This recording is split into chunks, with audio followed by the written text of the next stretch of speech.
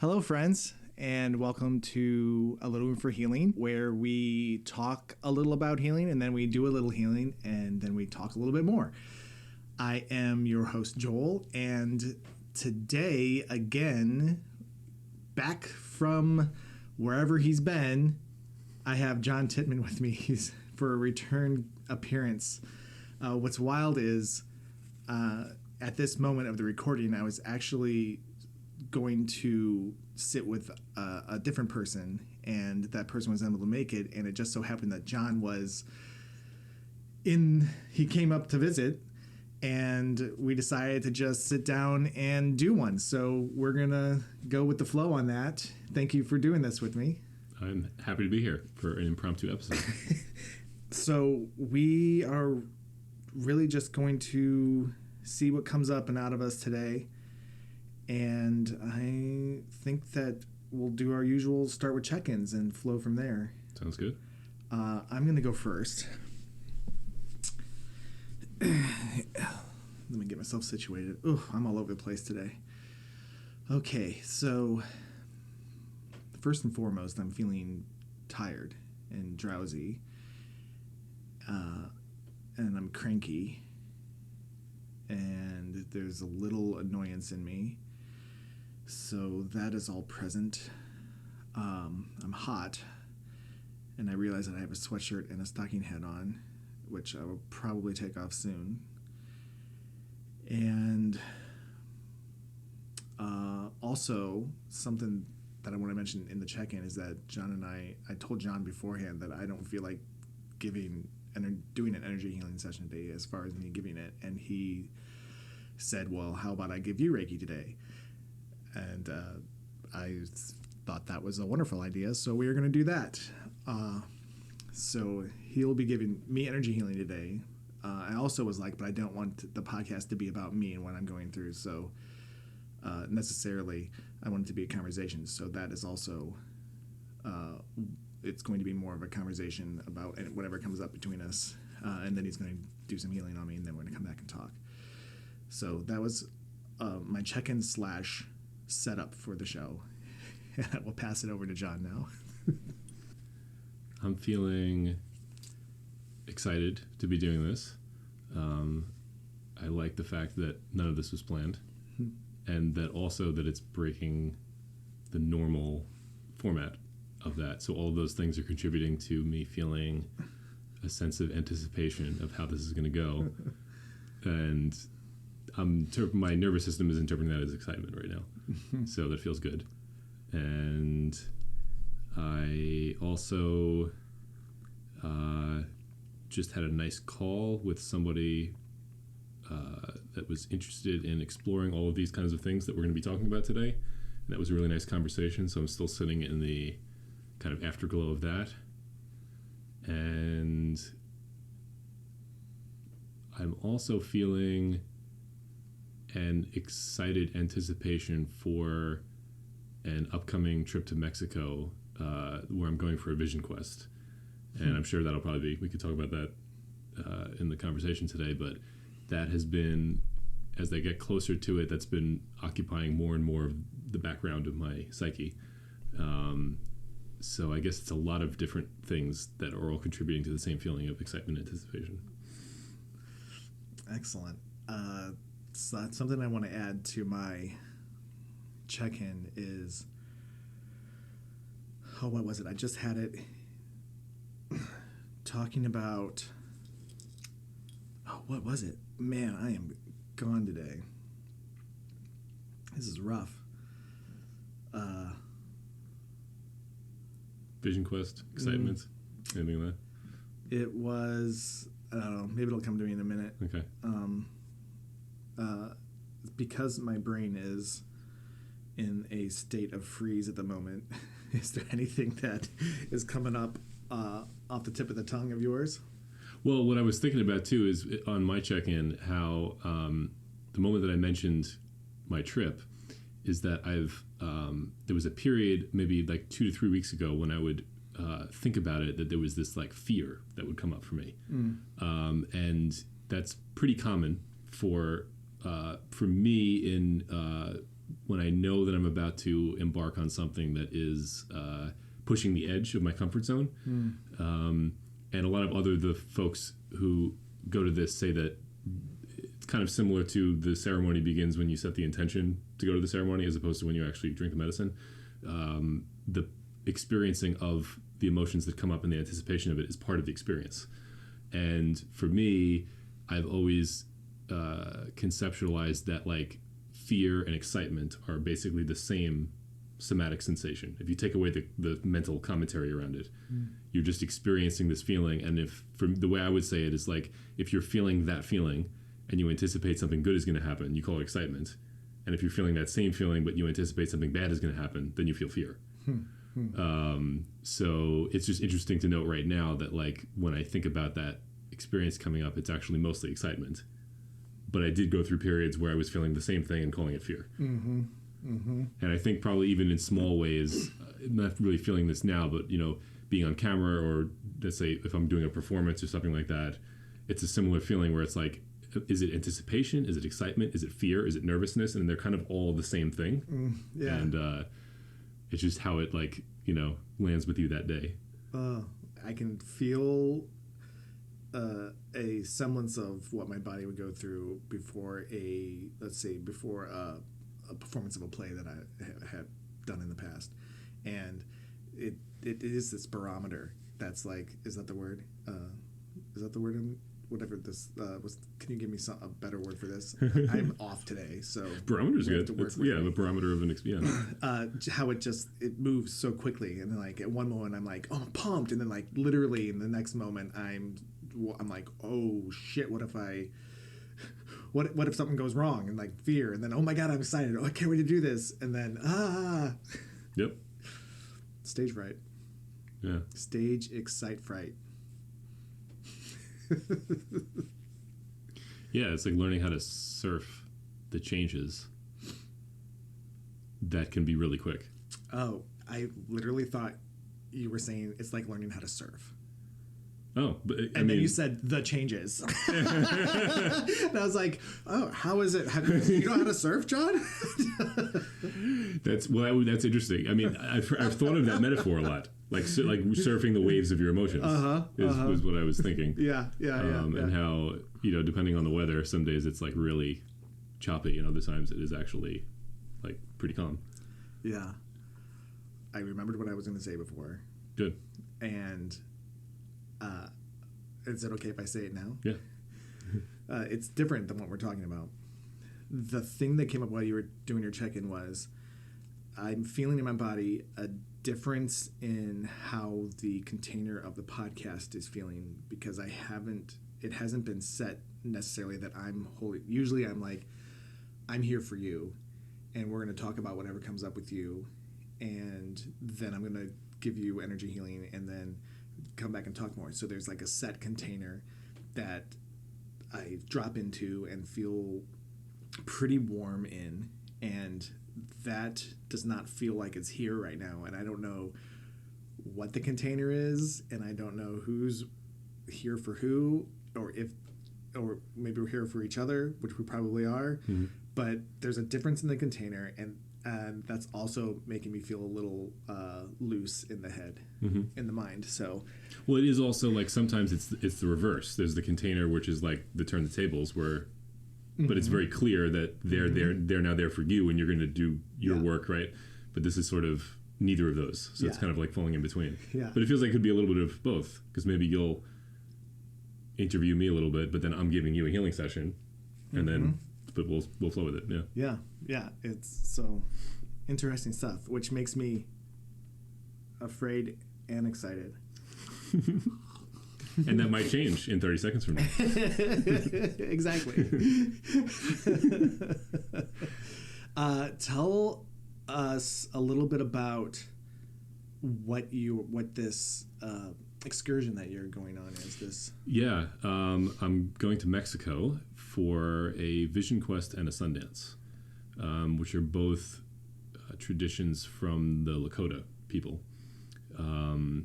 I got connected to this group through an online community and a men's group that I've been going to.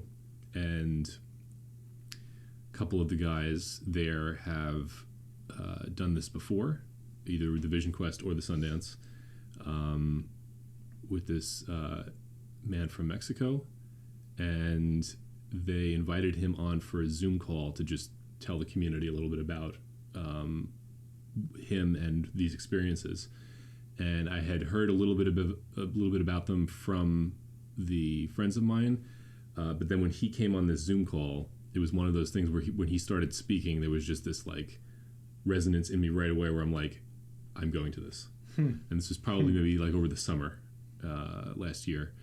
So since then, I knew I was going to do it. And then within the last, let's say, month or two, we've been actively involved in the preparation of it more. There's they created a WhatsApp group. They showed us like a little bit about what to do to prepare for it. But and they're also, it's a little bit, part of the experience is actually them not telling you too much up front.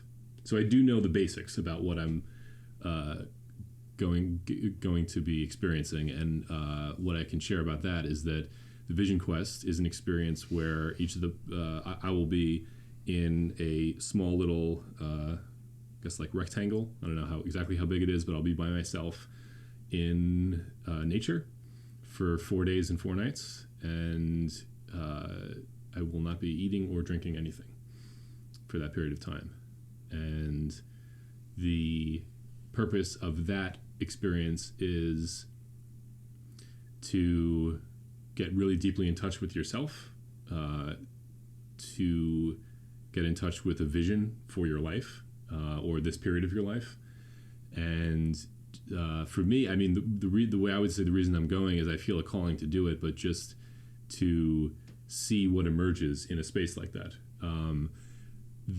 I've been involved in ceremonial plant medicine experiences for a number of years and have derived a huge amount of benefit from that. But there are many ways of getting to that deeper place inside of us. And even before medicine, I had been meditating for a long time, and that's another one. But also, when you look traditionally, what are some other ways that do that? Fasting, sleep deprivation, and solitude have been 3 things that are also triggers. They call them flow state triggers, or something to get to like a deeper part of your psyche. And there is a part of me that has a desire to experience all the different ways of getting there. And so, and on top of that, just the connection. So you're doing them all at the same time. There's no medicine involved. Okay. Yeah. 3 out of the 4. Essentially, yeah. So that's I'm excited about that. And then the Sundance is a follow-up experience. So basically, in this tradition, once you have experienced the Vision Quest, that's sort of like a prerequisite. That is open to men and women. And then once you complete that successfully, you have the option of, if you're a man, participating in the Sundance, and if you're a woman, participating in the Moondance. And then that experience is more of a group one. You are in a group of men or women.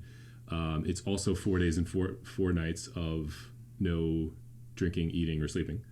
But this now is more about it's more externally oriented. So whereas the Vision Quest was, it's also reflected, I should mention, like this preparation for where you make certain prayers. Like you tie these little cloths together filled with tobacco, and each one of them represents a prayer. And when you do the Vision Quest, the prayers are all supposed to be for yourself and for your own life. And then when you do the prayers for the Sundance, they're actually supposed to be for others and for the world. And so that's reflected in the nature of the experience itself too, where you're actually going to be either by yourself or with other people. And so that's a little bit about it. Well, it sounds intense. Sounds intense. And I look forward to hearing about it when you come back. Yeah, I definitely can sense from the way that I'm preparing for it. The last time that I faced like that, like navigating through the fear and the anticipation of it, was my first trip that I ever took to the jungle. And that was a number of years ago. So I'm reminded of the preparation for that experience and how there's a part of me that's like, okay, it's difficult to be with the fear, but that's understandably part of the experience. But the flip side is when I have that response to something that's coming up, I know it's going to be really big and really transformative. So that's when I think of that, it goes more towards the anticipation, the excitement end of it. I'm having this idea of maybe we could share some of our experiences with plant medicine. Sure. If that feels like it's up your alley for the day. Yeah.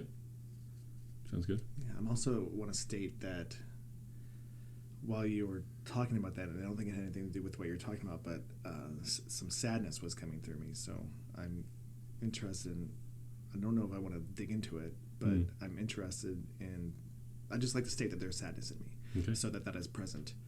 And I'm not sure what it's about, which is also fine. Yeah. Plant medicine. And maybe, I don't know. Something also, this is so weird. I'm having such a weird time right now. This is really, really wild. Because, like, I also feel like me suggesting that deadened some energy. Did you feel the energy die a little bit when I was like, let's tell stories about plant medicine? Let's do this.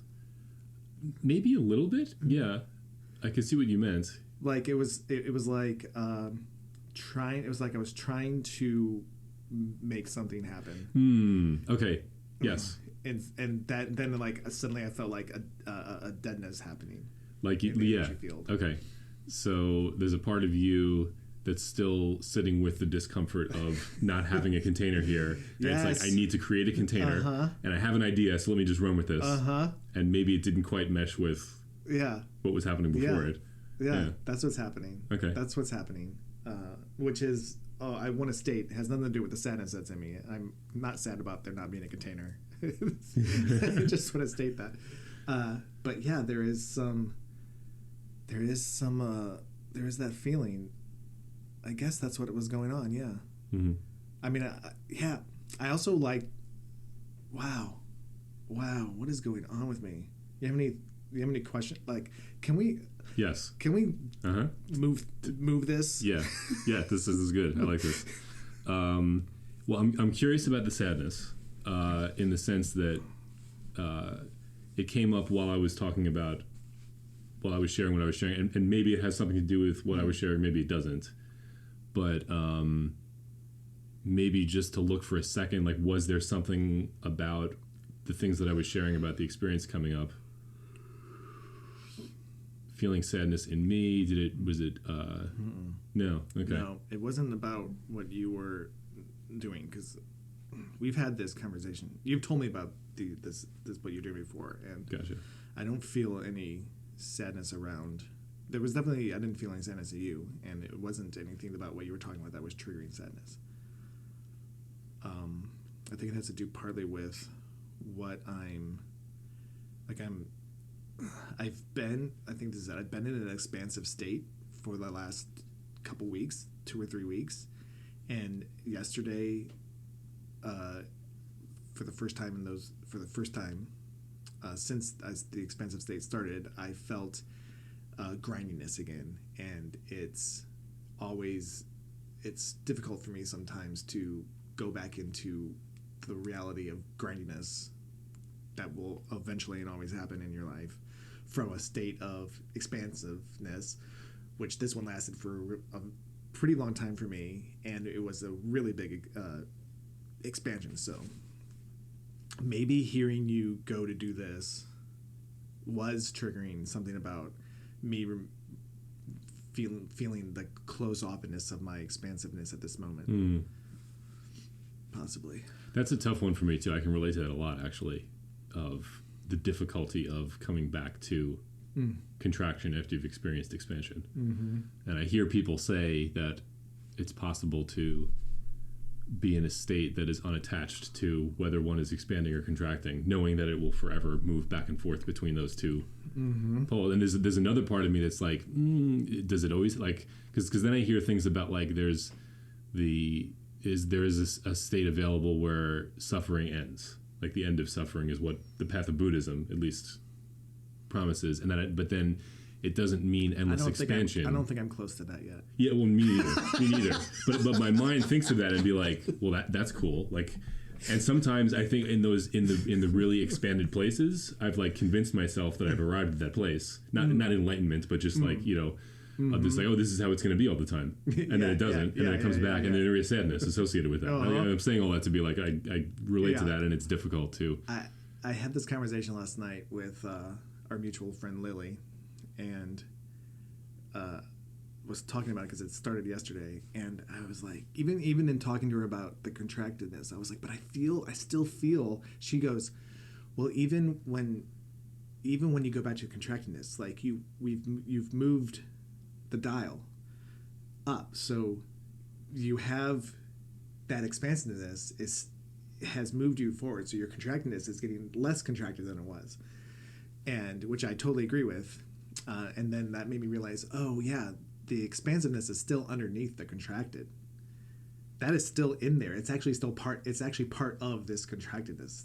So, at the time, that made me feel better. Yeah, it made me think of someone who was kind of like a teacher of mine who talked about an experience he had with his teacher, which is that he would come in for these like I guess sessions with his teacher would basically be like, you know, how has your practice been? How's it going today? And sometimes he would come in and be like, it's great, like, you know, I'm really getting it, like I'm finally like getting in the flow of this, and then his teacher would just sort of be like, don't worry, it'll change.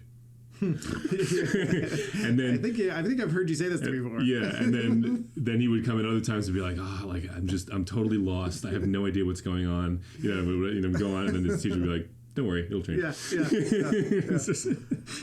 Yeah. It's kind of like the journey of anything, really. The journey of healing, the journey of going through a year, the journey of a day is such that we'll never be feeling the same thing the whole time. Like even throughout this podcast, I won't be feeling this exact way I'm feeling right now. By the end, I won't be feeling this way. Or even in the next 5 minutes, I probably be feeling different. Even if it's subtle and slight, it's different. So which means that the journey is ever changing, and we are fluid beings, and our emotions and feelings are fluid. So that's why just being present with what's coming up is such a great way to traverse the world. Yeah, instead of judging it and trying to fight it, just be with it, because it's going to change. It literally is. When you're with it, it's moving faster than if you're pushing it down. Yes, that's definitely true. And what that brought up for me when you were saying that is this idea that when you look really deeply at the present moment, it's always, how do I say this? There's sort of like always two ways to look at it. It's like every moment is constantly dying. And so there's this sadness that can accompany the fact that, like, if you're holding on to the current thing, it's like what you just said is like, it's going to be gone, can either be like, oh man, like nothing lasts, you know? Or looked at it through another way, it's like, something new is always being born. I was going to say that. When you said every moment's dying, I was like, well, every moment's being born too, John. So that's where it comes back to attachment, is like, if you like the current thing and you don't want it to leave, then you feel sad when it goes away. Versus if you don't like the current thing, you're just like, oh, of course it's going to go away. That's great. Like, that is so in line with why the expansive state feels so good, and I'm so happy to leave the contracted state, and the contracted state does not feel as good, so I'm so sad to leave the expansive state. Yeah. Man, more attachment work to do. Well, that's and that brings me back to like identity. The sense of identity is like, is the thing that you're identifying with the leaving or the the coming, and and how I guess true non-attachment would be realizing that both are always happening and you're not identifying with one or the other. You're just in it. And then maybe that's the freedom from suffering. Yeah. But I actually now just being makes more sense to me. When you think of like being attached to the leaving or attached to the new, the coming, and you get rid of those, then you're not attached to either leaving or coming. You're just being. Mm-hmm. And the same duality of pleasure and pain. Ultimately, everything you're experiencing is just sensations, and you're labeling as one or the other. Sensations. Here we go again. Telling you, my one of my main intentions for the year is to expand my body's capacity to experience sensuality. So senses, sensation, and I'm seeing it everywhere. It's like when you're like, oh, there's a red car, suddenly you see red cars everywhere. Now I'm like, senses, experiencing my senses in as much of capacity as I can, an extended capacity that I can. And now I'm hearing sensuality and sensations and senses everywhere, and it's coming up in all these conversations for me. Sensation is your red car. Yeah. Yeah. Mm-hmm. That's interesting. So what have you learned about sensation? Or what has been your experience of how that has changed this year? I know we're not too far into the year, but is there anything that's new and novel about that for you? New and novel is that I'm inviting more of an experience of it into my life, namely through touch and through I started doing this chakra coloring book just to spend time with colors. Mm-hmm. So I've invited it that way, and I actually got a gym membership, and that's something that is very new to me. And I noticed at the gym when I'm doing my workout that I'm really noticing the sensations of what my body's doing as I'm doing the workout, and I'm not just like trying to pile through something. I'm actually like being with it in the moment throughout the process of lifting the weight or doing the stretch, and really noticing exactly what's happening in my body. So I'm just being more present and more aware to the sensations, which is the new thing. And it's still I feel like it's still too early in the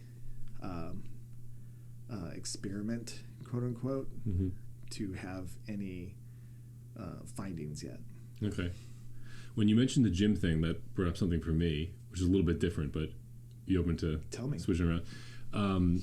I've been wondering about this because I've had an interesting experience to my physical body. I realized that for a lot of my life, I lived not really in touch with my body. And then as I started to feel what was in my body, there was a lot of pain. And I know both of my parents lived with a lot of chronic pain in their lives. So part of my healing journey has been very physical. It's manifested in a lot of physical ways. So I run into this thing when it comes to physical body related stuff. Let's say like the gym as an example of when I do a really good workout, I find that the process of working out is really good for my body. However, I go through this period of sometimes a lot of resistance to doing it, or even when I actually finish the workout for a day or two after, I know everybody's usually sore, but sometimes I'm like really, my body feels very uncomfortable for that period of time. And then when that passes, it's like, oh, that was totally worth it because like whatever came out felt really good. So I go back and forth with this idea of, because you hear a lot of times this advice of like, you need to like trust your body and like listen to what your body wants. And sometimes if I take that literally, it's like, well, don't go to the gym because it's going to hurt. Why would you like do this thing that's going to cause you this pain?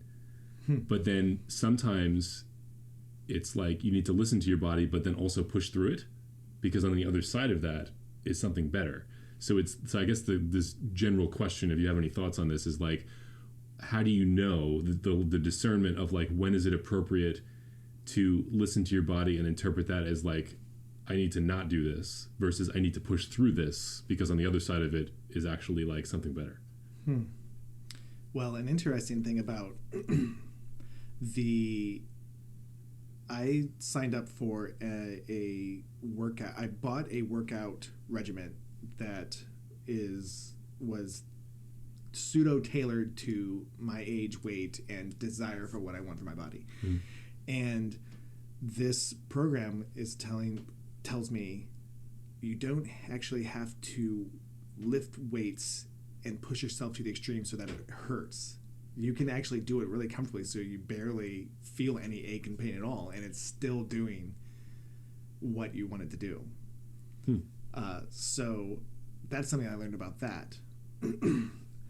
And as far as pushing through things, because you know it's going to feel good on the other side, is a way of life. It's the way that I've lived most of my healing life. It's like I'm going to do the thing that really makes me uncomfortable because I know I'm going to feel better on the other side. I don't know if I have any thoughts on that. Yeah.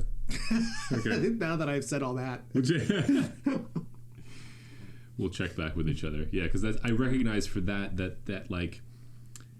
So one pattern of my life for the early is just like power through. Don't feel your feelings. Like feelings are just this inconvenience in the way of me accomplishing what I want to do in life. Like that was how I oriented for at least 25 years, first 25 years of my life. Oh. So then I discovered feeling, and then it was like then I went through this period where I was just like a blob. I felt like I couldn't do anything because it was just like everything was just like so intense and and so now I'm trying to find that balance, right, of just like like you have to still function in the world and like get stuff done and like do stuff even when you don't want to sometimes, right? You can't just like want to do everything that you do.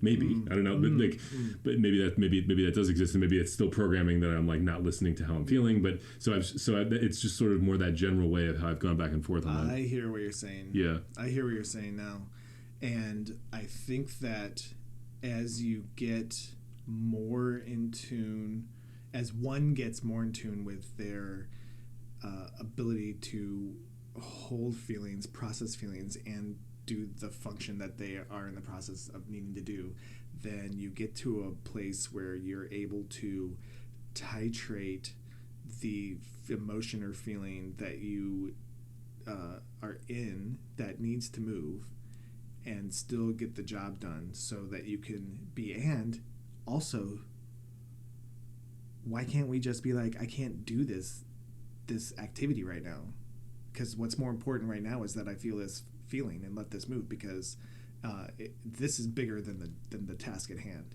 Sometimes the task at hand might be more important than the feeling, and sometimes the feeling is more important than the task at hand. So that's something that I think we get more in tune with and in touch with as we experience and learn and hone our body, our experience with our feelings and emotions. Yeah. Makes sense. It's harder in practice. Yeah. Yeah. Like, it's great to say. I get it. Check.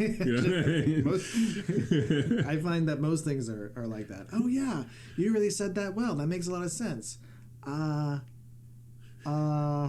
To actually perform it, it's probably going to take me a few years. That's the integration and the embodiment. Yeah.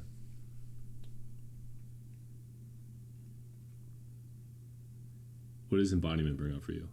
Embodiment? Yeah. Do you have any associations with that word, or do you have any practices for, let's say you have a thing that you want to be, how do you embody that? Or you get an insight from, a meditation or a time alone, and then you want to embody it or integrate it, Oh, wow. Okay. Well, when you put it that way, it brings up a lot. It brings up a lot in me. It brings up I've had most of my healing journey has been trying to get into my body and feel safe there. So that when I think of that route, I've come a long way, and I'm actually in a really great place right now, and I'm feeling very happy about where I am. When it comes to a thought or an idea, and I want to embody it, and I want to put it into motion and action, there is I never put these two together, but the same fear that is of me being in my body does come up with the fear. There's a fear of, am I going to, is this just an idea that's, am I going to be able to embody it, or is it just going to get lost and fly off into the ether? Mm-hmm. And some ideas really come and land and hard, and you're like, oh, I want to do it so bad, and I get stuck, and I feel like I run into an old wound of not being good enough to do it, not being able. So when you talk of embodying like ideas and stuff like that, there's fear in there. There's still fear in there. Sometimes the idea doesn't leave room for the fear and just happens.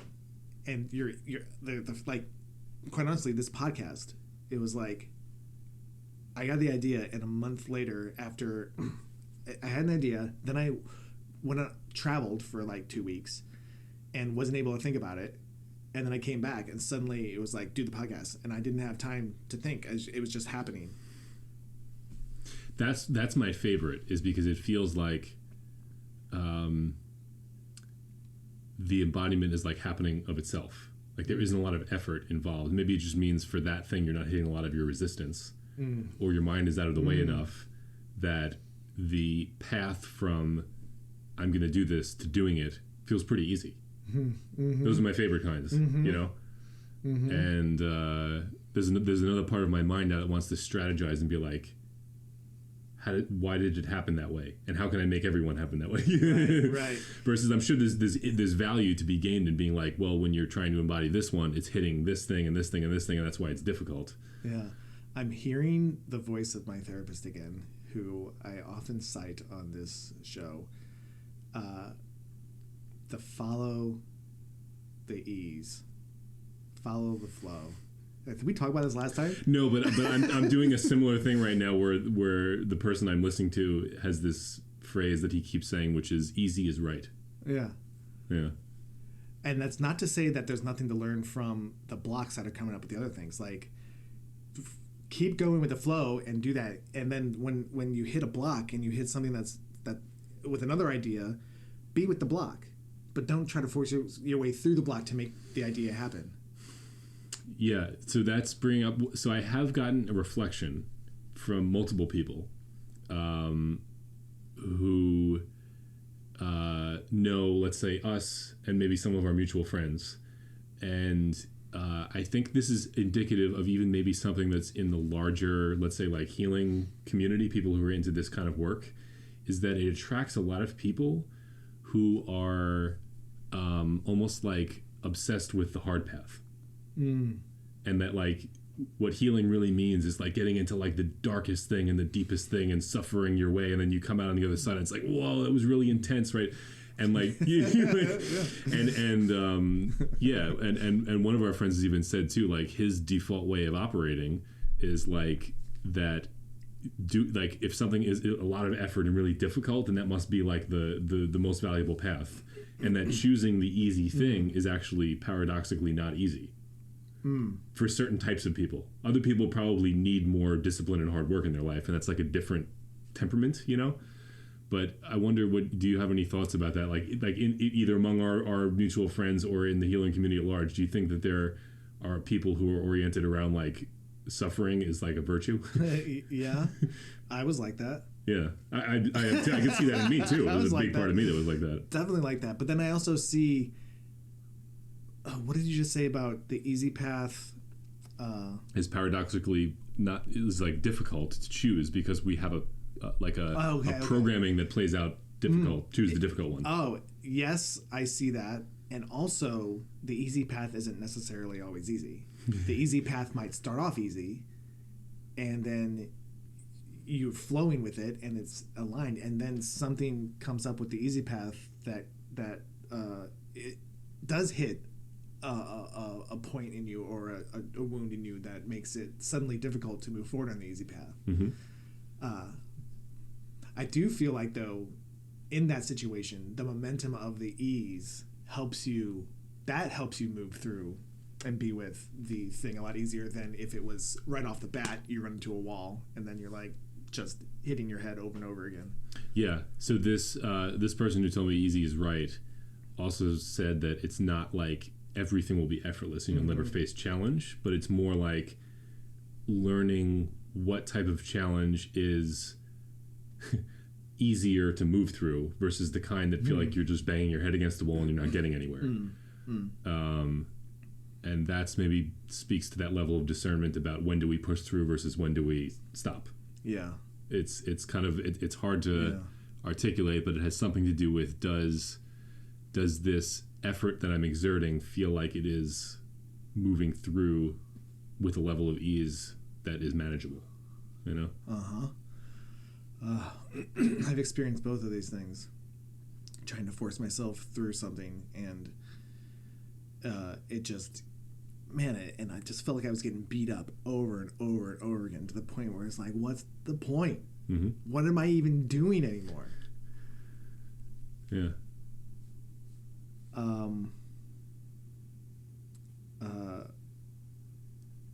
I stalled just now because I'm realizing that it might be a good time to do. I was thinking the same thing, actually. I had one other question that I was curious about, which is compared to when you did your check-in in the beginning, where are you on the spectrum of what you talked about, how there's that constant surfing of like, I was anxious, anticipating, fearful, ungrounded. Where are you at now? I dropped into the conversation, and that felt good, so I felt more grounded. And then it's interesting that when you asked that question, some anxiety came up in my chest. and I was asking it not to take you out of the experience, but more like if I'm about to do a session on you, I'm kind of just curious about where you're at in that in general, and or do you have any intentions or things that you would be curious about for the I'd love to set an intention. Thank you. Let's see. My intention is that I would love to move this sadness. I'd like to understand what this sadness is and move it. And also, I would love some deep rest, and two more intentions. A very a distant intention is my right eye has been in pain, and I would like a little bit of work on it, but I don't want to put too much attention on my eye. And I would love to experience I would love to build a better relationship with the constriction that I'm feeling right now. That's great. I like all of that. Sweet. Let's see what happens. Okay. Then we will be right back after my Reiki session from John.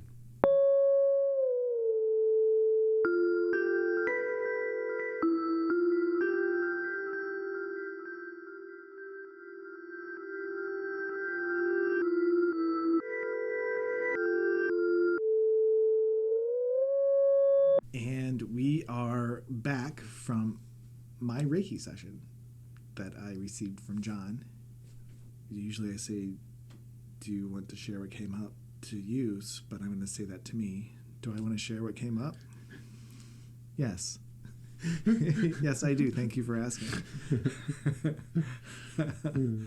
Well, I got the rest intention met. That was nice. I heard that. There's a couple little snores that came out. Some of them were snores from falling asleep. I think there was a couple other ones that were just like something popping in there. So that felt really good. Much needed. And there was a couple things. One that I already said to you was it was interesting. It was lovely to receive a session on my table in my room. I've actually never had that happen before, and experiencing it with the music that I play while I give a session. So I was enjoying the process of, oh, this is what it's like when I do a session for someone, and that was really nice to experience. I liked I feel like I didn't fully drop in until you got to maybe it was like right towards the end of the third eye chakra, but definitely when you got to the throat is when things really like landed in my body, and that was a nice feeling. It was like this warmth and relaxation just went shoosh over me, and I was like thump, and the rest of the time I was just locked in. And what was coming up for me in that moment was I had a little bit of movement of the sadness, and I think what was coming up in that was my attachment, how I grip onto things, how I like, this is the way it's supposed to be. And in this case, the lesson that I'm learning today is given to me in the shape of the podcast, where I thought I was going to be doing a podcast with somebody else, and I was frustrated that it wasn't going to be able to happen because it's the second time that we've had to cancel due to weather. And then thinking, and then you were coming anyway, and I had the thought that, well, I could do it with John, but then I even before I was like fully sold on doing the podcast with you, I was thinking, but he already was a guest, and I can't have a repeat guest so soon, and like I'm setting all these rules for myself, and then realizing that the force behind healing in general, and the force behind this podcast is saying the rules are not as solid as you think they are, and they can be broken, and you can have a repeat guest sooner, as many times as you want. Who cares? The podcast doesn't care. Maybe an audience member, a person that listens might care, but the podcast doesn't care. And we can change the format a little bit, where it's not necessarily a turn the tables episode, but you are going to give me healing, an energy healing session, but we'll have more of a dynamic conversation with the two of us. And I don't necessarily have to be the one that holds the container every time. And it can be more of a free format, just as long as it's about healing.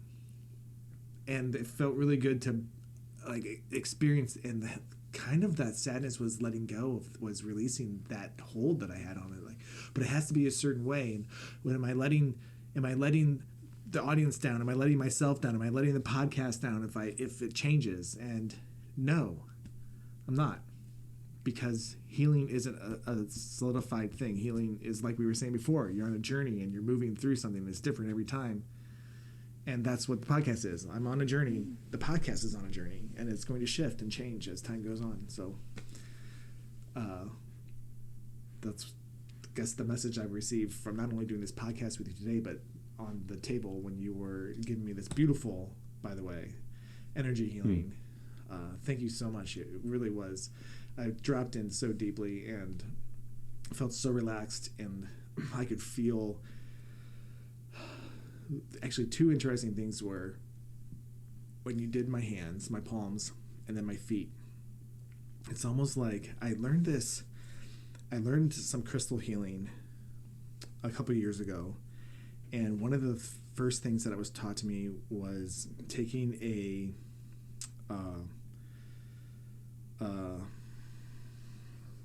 mine's blanking. It's a clear crystal. Quartz? A quartz, thank you. And putting the point out, and when in your palm, and when you do that, you just feel this flow of energy really nicely and beautifully. And then if you turn it around and put the point towards your wrist, the the point is where the energy is flowing from the crystal. It actually is going against the current of your natural energy, and you feel the resistance and the tension in it, and it's really intense. It's actually kind of painful, uncomfortable. And when you were doing that on my wrists, I was feeling that kind of, or my hands and my feet, I was feeling that kind of thing happening. It was really interesting to me because it was like you were putting into me, and like I think that the energy is so used to going out of my hands that there was kind of a resistance to it. It wasn't a bad thing, and I think that it was great that, and I loved that you did that. But that's what I noticed, and it happened with my feet too, which is also strange that happened down there. But I was feeling a tightness in my calves and my below, between my ankle and my calves when you were doing that as well, which, I mean, I liked it. I like a little discomfort. I've done about that before. That is what's coming up for me at the moment. I'm curious what came up for you, if anything, and also a question before that. Do you use breath work while you're doing Reiki? Some sort of breath work? Because it sounded like you were blowing air and moving things that way. Yes. What I can say is it's not a conscious decision, but I find, it's actually really interesting about the thing that I noticed. This happens to me sometimes when I do Reiki, but I think this might have been the most pronounced. I was the most aware of this dynamic, which is that when I work with when I go through each of the chakras or each of the different parts of the body for the person I'm working on, what I'll find is that I will be in touch with that area of my body in myself. So if I'm on your throat, I'm actually feeling the energy move in my throat. And a lot of times my body will actually start to move and reorganize in a certain way. And I don't fully understand what it is that's going on there, but there's some kind of connection between I'm working on this part and something is happening in me. And I was very aware of that as I worked my way down your spine through that. And oftentimes when my body starts to move in certain ways, there'll just be this breathing type of thing that will happen. I'll either just take a deep breath or I'll go into a different breath pattern. And I've done breath work exercises and stuff over the years, but I'm not sitting here consciously saying like I am breathing a certain way into a certain chakra, but it sort of just starts to happen. And I just found it easy to just drop into that, and I was very aware of that thing as I was kind of like tracking it in me and in you. So that was that was probably the main takeaway that I had from my side of things, was just being really aware of that happening. The other things, because when you had your share just now, like it brought up so many things. I want to cover that. But like the what I picked up from traditional Chinese medicine is in that system, the palms and the feet are actually the beginning / ending points of the 12 meridians. There's actually 6 in your hands and then 6 in your feet. So that like exchange, like the in and the out, is actually, according to that system, exactly what happens in those places. So it's interesting if you're like feeling that or aware of that, or even the other dimension, which we didn't do now, but of like putting a crystal there to facilitate that like transition point. So I thought that was really cool. The stuff that you were aware of, and I noticed the rest. I felt that for sure, and I actually even felt like my body. That was when I first became aware of kind of that resonance of what was going on in your body was going on in my body. Is that when I got to your throat, that's when like I like changed position, because I was kind of like above you, and my head just kind of went down, and my body felt really restful starting there, and then the rest of the way like different things happened, but I definitely felt that point cool. as well. Yeah. I love it. I love energy work. Me too. And I love the attunement of being able to, I mean, it was a practice of co-regulation that was happening while you were providing me energy healing. And I love that is just possible in our bodies. So much. Yeah. I sometimes wonder, I mean, because there's so many angles that like you could look at healing through, but one of them is just the idea of somebody who is the space holder having a regulated nervous system and then just being with another person. And then all the other things are like ways of making it more specific or focusing it on something, but ultimately like there's some type of like that's like the core of it in a certain way. And whether that's literally just you sitting and listening to somebody while they're crying or, you know, emoting in some way and you're just stable, like you're, you know, the stability that you provide against that. And then over time there's like entrainment, like nervous system entrainment is a real thing. Like, I mean, it's most obvious with babies. Like babies don't yet have the capacity under a certain age to regulate their own nervous system. So they're completely dependent on the mother or caregiver to actually do that. And ultimately, like, there's always a baby inside of all of us, no matter how old we are. Like, our, you know, the different parts of our nervous system, there's the mammalian nervous system and the reptilian nervous system. Like, we are adult, we're child, we're baby, we're mammal, we're reptile, we're all of those things simultaneously through a certain lens.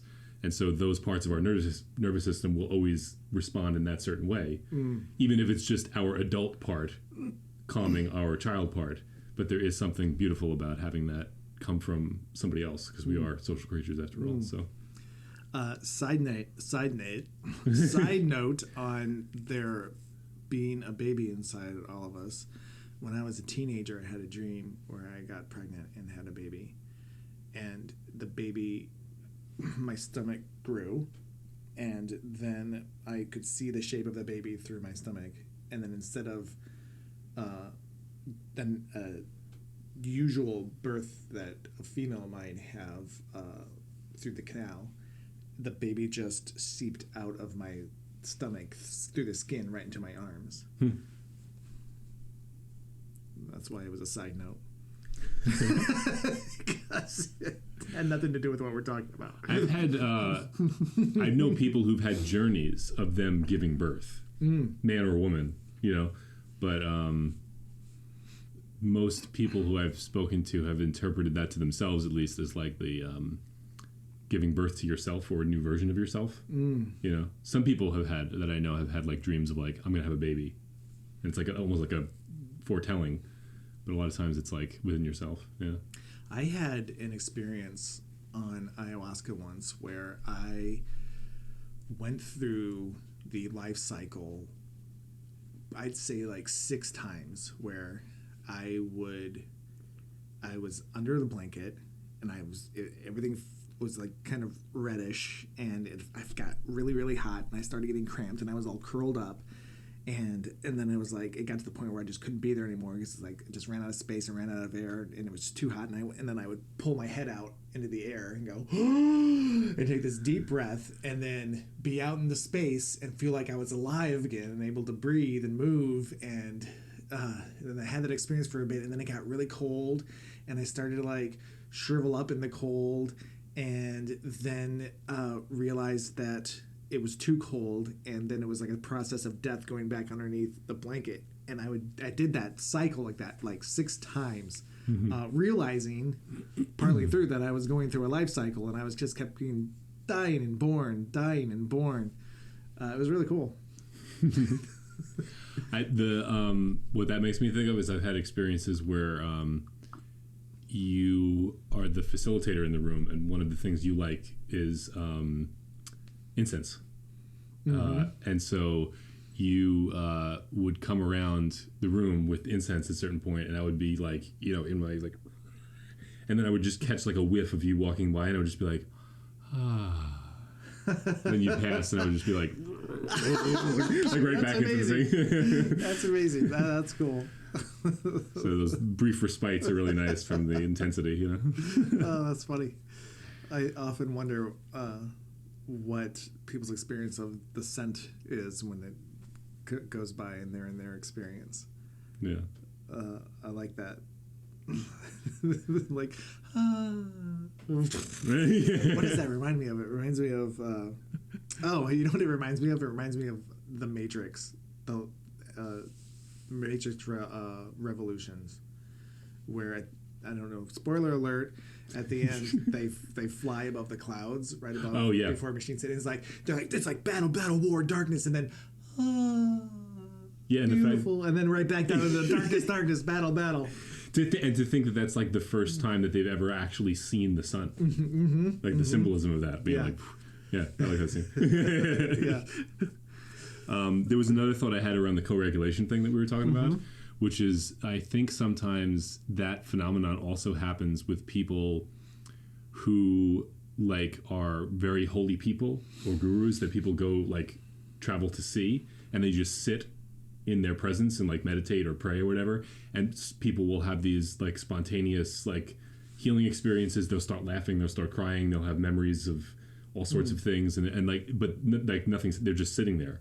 I think that it's like at a certain level, like there are certain, you know, maybe few special people who like emit such a field of like presence that it just envelops the people around them. And you know, I've had friends of mine tell me that they've had like experiences that were deep and, you know, mind-blowing as a plant medicine ceremony, but basically just sitting in the presence of somebody. Wow. And it's like they're drawing you into their field of consciousness, which is like vibrating so high that everybody else just kind of gets like sucked up to that temporarily, you know, or, you know. That sounds amazing. I've had experiences alone in my bed where I feel like I'm on a plant medicine journey. Yeah. Going through, like, feelings are coming up, or an intense experience is happening, like an anxiety attack, and then trying to be with. Actually, I'm going to talk about this. Over a year and a half ago, I had these anxiety attacks right before I quit my last job, which was on a TV show, and I was just about to start my A Little Room for Healing energy healing practice, and I had these severe anxiety attacks, like I thought I was going to die kind of anxiety attacks, majorly in the chest. Like my heart felt like I would be sleeping and it would feel like my heart stopped beating, and I would freak out. It was happening for like a week, and then finally, with the help of a friend, I was pointed to letting, instead of trying to fight the discomfort or the physical discomfort that's happening, try to let it do what it's trying to do and be with it as much as possible. So I spent a whole night doing my best, lying in bed when the anxiety attack would come, when the panic attack would come, and the feeling that my heart was going to stop. I would, instead of fight it, I would try to relax into it as much as possible. And it was hard, and it was terrifying to do that.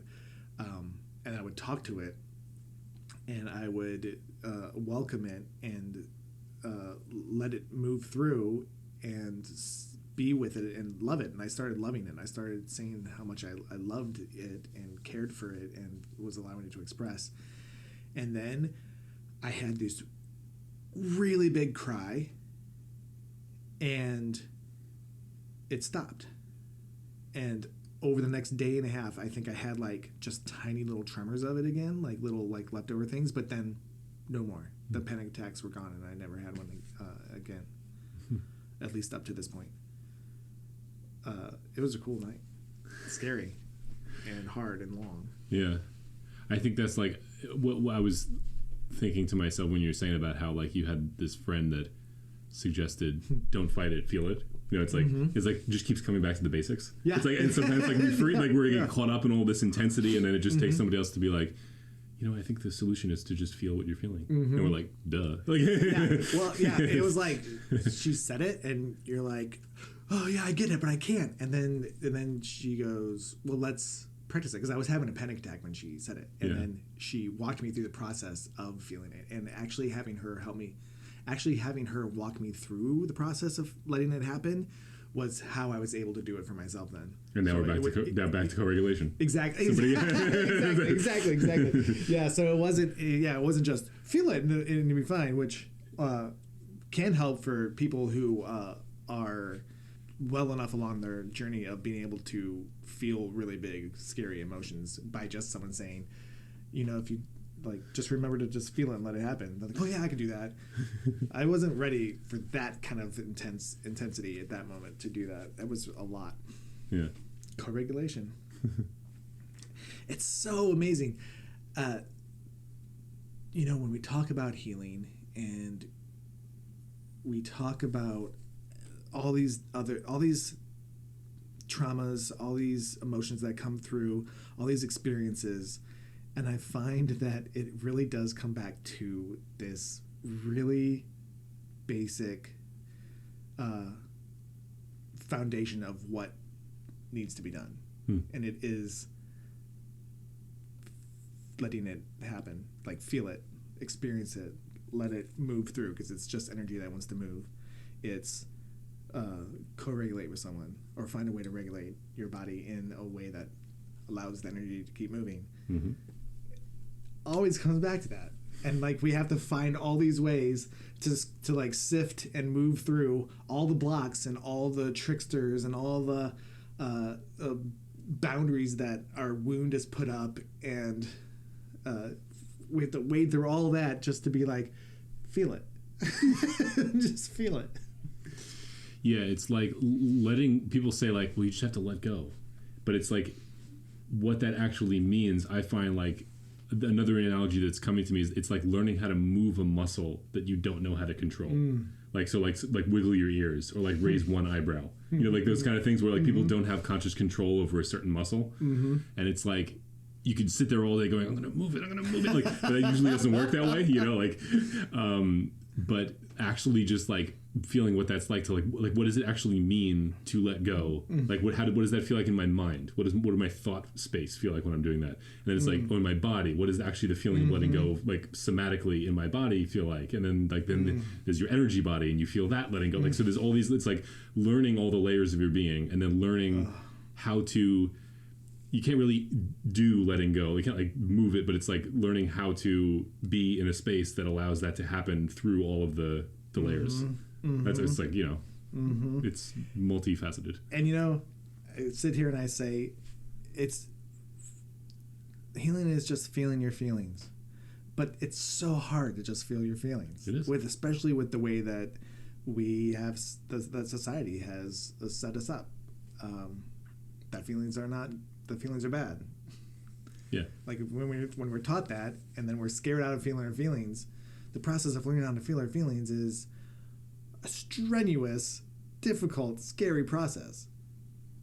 To find your way back to it being easy. Exactly. And even when it gets easy, it's like there are some still that are like, okay, I know how to feel my feelings, but this one right here is hard. Anger's hard for me. Yeah. Feeling that one is hard for me. Yeah. And a lot of it is because I would agree with you with everything you said about, especially about the society and cultural conditioning out of feeling your feelings. But it's almost like there are, even among the feelings that are less likely for people to embrace, there's a hierarchy of like which ones are like kind of allowed and really not allowed. And I find that anger is like that's one of the most shamed of the emotion. Like somehow, like being scared or crying is like not, if culturally, if you're a woman, it's more okay to cry, but it's kind of okay to cry. And then it's like feeling scared, but then like anger is like, because people associate anger with harming people, so there's all of those, like, and then we see these movies of violence, and so we don't really actually even have like examples of what healthy anger expression looks like. So everybody just has this negative association with that. So to me, it's one of the most culturally shamed emotions. Yeah. Agreed. And then when you said, even the crying, that for women it's okay, like it's like deemed okay for them to cry, but even emotions have been weaponized against women. Oh yeah. Like it's okay for women to cry and be emotional, but that's why we can't trust them. That's why they can't be in power. Yeah. Because it's still seen as weakness. Yeah. It's like it's like an acceptable weakness, but that's already a bias. Like that somehow showing your emotions is weak. Yeah. Yeah. It's just, you know what? If we just started teaching from the get-go, and of course shifted it in the society at large, but if we started teaching from the get-go that emotions are just energy that needs to be moved, that wants to be moved, God, it would be such a better place. It'd be so much easier for so many people. It would. That would be a really good start. that the layer deeper from that for me though is that the way to transmit to another being that it's okay to feel your feelings isn't sitting them in a classroom and being like, these are your feelings, it's okay to feel them. Mm-hmm. It's actually, it has to be modeled. Like, so it really comes down to kids need to be raised by people who are emotionally intelligent and who are capable of allowing their feelings, because then they'll have the model of what it's like to be around adult humans who can feel their feelings, and then they'll have adults who can actually hold the space for the child that it needs to feel its feelings and know how to relate to it. Mm-hmm. But it, 100% agree. Yeah. 100% agree. I don't even know what that, I don't even think that me saying teach us was saying that it needs to be done in the classroom. That's probably my bias. I hear the word teach and I'm thinking like, oh, we just need a course on emotional intelligence. Exactly. I'm not even one that fully agrees with school. So that's okay. That's another. But that's also has a lot to do with my bias and my experience growing up. Yeah. Well, I'm not ending it, but I'm feeling even more grounded. Remember when you checked in right before we did the energy healing about how I was feeling? I'm feeling more grounded now, and I'm feeling more open, and I'm feeling less. I'm feeling the expansiveness again. Not fully, but it's opened from the constriction that I was in before. Yeah. I'm wondering too, like, because I think you might have hinted at this before about the idea of like the thing that's under the contraction. Like, is there a way to be in contraction without feeling like shitty? Or is that come with it? Like, I'm kind of like wondering out loud. Is it like, because everybody, like, there's a part of us that's like, well, let me just be expansive all the time. So actually, I'm curious with you right now, and then maybe like more broadly, is it a genuine actual, like, I'm feeling expanded, or is it like I'm okay with how I am feeling now, and then right. Great question. I think I was partly touched on that before, where I was like, there's the expansiveness is actually still underneath the contraction, and so in that sense, when I saw that last night, I was more okay with the contraction. Gotcha. Which made the contraction feel better. Yeah. So I think it also goes back to what, I don't know, maybe I think you might have said this earlier, the story we put onto the contraction and the story we put onto the expansion. Like, we're saying one actually is inherently bad and one is inherently good. And really they're both just ways of being. Yeah. Yeah, I was talking about in light of like you can feel fear and excitement, but it's the same emotion. Exactly. But then this is another like a little variation on that, which is you're witnessing both the expansion and the contraction, and the you that's underneath that is actually like a truer sense of self and being identified with the passing waves of whether you happen to be expanding or contracting at that time. Yes. Yeah. Yes.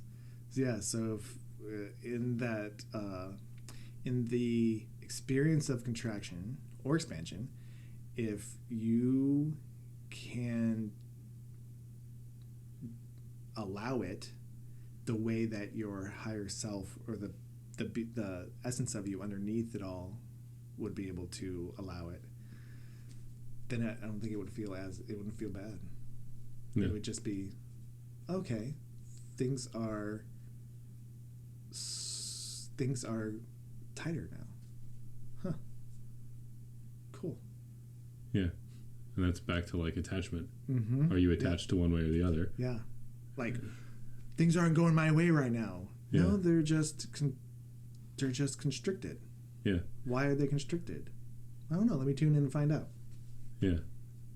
I think it's also interesting how like the attachment can be, everybody I guess can empathize with the attachment to the expansion. Like, oh, we all want to feel good. Like, this is great. Like, but the attachment to the contraction is also real.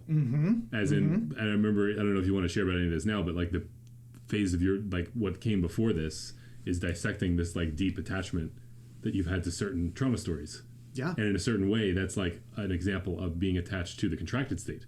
100%. Yeah. Totally. Victimhood. Yeah. Victimhood, totally. Yeah. Which is a contracted state. Yeah. I mean, yeah, it's not something that feels alive for me right now to talk about, especially because literally just put out a whole episode on it. Yeah. Right. As I'm saying that, I'm realizing, like, actually, they probably already know about this, because that was what we talked about last time. Yeah. And by the time, when this airs, there's going to be an episode about, there was an episode already out about me in an expansive state. And processing that and grounding in that. Yeah. So it's kind of like the weather. Yeah. Is it cloudy today or is it sunny today? Why do some people like rain and some people like sun? Some people are attached to contraction, some people are attached to expansion. Oof. What do you think? I mean, a lot of it is, I think, inherited from our parents. Like, if they have certain... So inherited in the sense that, like... I'll use an example. Like, let's say one of our parents was really, like, not good with their anger. Let's say they yelled at us, right? And we, reacted kind of like we couldn't figure out how to deal with that in the moment. Option A is that child becomes an angry person, and then all that anger that was projected onto them, they just dump onto somebody else via a, like, repeat the trauma type of thing. But then the flip side is that same person can look at that anger and be like, I am never doing that to anybody. And then they never get angry, right? Nobody never gets angry, but they just never express it, right? So then it all gets internalized, and they repress it all. But, like, both of those things are still a reaction to the programming that was passed on of the parent who was unable to hold their own anger. And whether it goes one way or the other, like, I don't know about that part, but at least I know that the problem with not being able to deal with the anger is a result of that. Like, that's one way I feel like that those get passed on. Do you feel like it's the same with actual weather too? Like, a parent hated the rain, and so a kid hates the rain, or a parent hated the rain and the kid didn't like that the parent hated the rain, so they were just like, I love the rain and I'm gonna love the rain no matter what. Yes, I think so. Yeah. Anytime there's some type of, like, strong emotion around a thing, a child can look at that and either go subconsciously, usually at the time, being like, copy it, or rebel against it, But yet, so Carl Jung, I first came across this, like, somebody who articulated this really well in Carl Jung, and the term he used for this is the push and pull of the shadow. And he said a good way that something is, like, a triggering thing in your shadow is if you're, like, super fascinated and attracted to something, or, like, super repulsed by something. Anytime you have a strong reaction one way or the other, it's a push or pull of the shadow. So if you look at people out in the world and you're like, I really hate the way that this person does this. If you look at that strong repulsion probably means that whatever that attribute is that you don't like is actually in you somehow, and you're not, like, owning it, or you're not aware of it, or it's, like, operating in ways that are not healthy in your life. Or if you look at somebody and be like, oh my God, I really wish I was like them. It's the same type of thing. Like, you really admire this thing, so that's also a part of you that you haven't quite fully owned yet. You haven't fully owned the greatness, and you haven't fully owned the negative, quote unquote negative side. Interesting. I actually don't remember ever hearing the flip side. I've heard the shadow part of being upset, that annoyed but bothered by something in someone, and knowing that part is in me. Yeah. Fascinating about the admiring something in someone and not fully owning that that's part of you too. Yeah. That's really cool. Right. Because a lot of people are actually more afraid of, like, their light in a way, and, like, stepping into their power and what that would mean. Guilty. Yeah, so then that would be an interesting line of inquiry, is just look at all the things that, like, I want to be like that person, or, like, I really wish that, like, I could do this or that, Those things are the other parts that they're there. But yeah. So Robert Johnson is like another Jungian author. So he called it the golden shadow. That was, like, the term he used for, like, that. Oh, the golden shadow. I really like that. I really like seeing that. I'm going to be on the lookout for that. Actually, I think that this is another one of my intentions for the year. Basically, the overall intention is just the word expansion. And I can see that coming into my life, of noticing that and being more aware of what I'm admiring and quote unquote jealous of other people. Maybe not a quote unquote, just jealous of other people, is in me too, and that I'm not taking ownership, or haven't taken ownership of it yet. That sounds like a lesson in expansion or a practice of expansion is to find those things and start to take ownership of them. Mm-hmm. That's exciting. January's been a good month. So, yeah. I've been like getting a lot of movement and info about my intentions already right off the bat. Yeah. It's always fun when they happen quickly. Mm-hmm. You know? Mm-hmm. Yeah. Yeah, not met, but just like clues and hints and steps. Yeah. I like intentions better than resolutions, for me personally, because the intentions is something that I think gets presented to me and becomes part of the process of my growth throughout the year. And a resolution is something that that is like, I'm going to do this and I have to do this. Like you put up an attachment to doing something. This is what I resolved to do. Yeah. And generally we're like willpowered out. Mm-hmm. Like in our society, like because we're presented with a model of like you are an isolated individual that has to make things happen, right? And like that's cool, but that's not the whole story. Like our culture, I think, is super attached to that story of like the lone, whether it's an entrepreneur, I'm going to build a business, or I'm going to like, carve out this thing, or I'm going to make this thing happen in my life, making it happen, right? And then the allowing is like new vocabulary to a lot of people. And so if you're able to have goals, however you want to call them, but do them in a way that has more of the allowing energy than the like going out and make it happen energy, that's can be nourishing, Do you have any goals for this year? How many goals for this year? It's really interesting. My New Year's Eve, I was sick with COVID. And that's a whole other story. But it was just a very interesting, it was something about the way that the year changed for me. Like I wasn't in any space at that point to be like, these are my goals and I'm going to set this whole thing. So it sort of like didn't happen, but I kind of like that in a way, because probably even more than a lot of people, I for so long was like, I'm going to do this, I'm going to do this, I'm going to do this. And like, the universe has been slowly like taking all of that away from me, and I'm living more moment to moment, and noticing that my life is getting better in a lot of ways.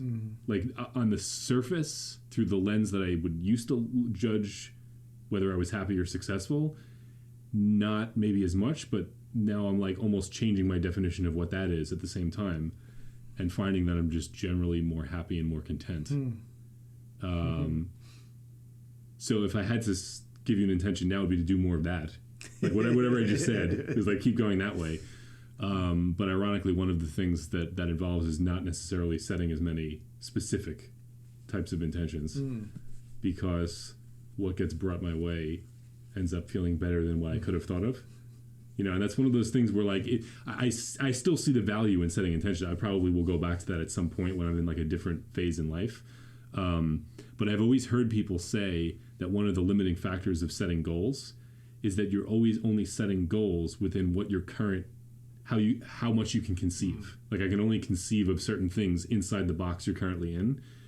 And so there's inherently a limitation to that. Whereas the surrendered or the allowing kind of attitude allows things to come into your field that you never would have even thought to ask for. So it sounds like your intention is to continue to allow what's coming to come. Does that sound restrictive to call it an intention? No. Yeah. Allow what comes to come. To be open. And then to feel into how I'm receiving. Maybe receiving, if I had to point more, it's more because like stuff is always happening to everybody. It's just most people are fighting it or resisting it or trying to change it or like doing some type of manipulative mind process to what's happening to them. Stuff is always happening to everybody. So, yes. Right? So it's like that part is like, that's going to happen. I don't have to wish things to happen to me. It's more like, how am I being with the stuff that's happening? And like, how am I receiving it, and how am I working with myself when I encounter resistance to receiving the things that are coming? Yeah. Cool. Very cool. This has been great. this surprise episode with you, and I like where it took us, and I like the back and forth of it, and I loved the energy healing of it. Thank you so much. Yeah. Yeah, so thank you for being open to doing this out of the blue. It's funny, that was a microcosm of what I just said. Yeah. I actually didn't plan that, but it's like the same way the podcast was like what you like worked with here. It's like this podcast is like a manifestation of what I just said. Yeah. I just showed up here today and you're like, want to do a podcast? I'm like, yeah. Amazing. Keep them coming. Yeah, definitely. Yeah, I really liked the jam we just had, the back and forth. So cool, so fun, and I look forward to more. I know that you really like podcasts. Happy to come back anytime. So thank you, and to all of you out there, I invite you to make a little room for healing in your lives, and invite you to see how open and receiving you can be to the things that are coming your way. And we'll see you next time.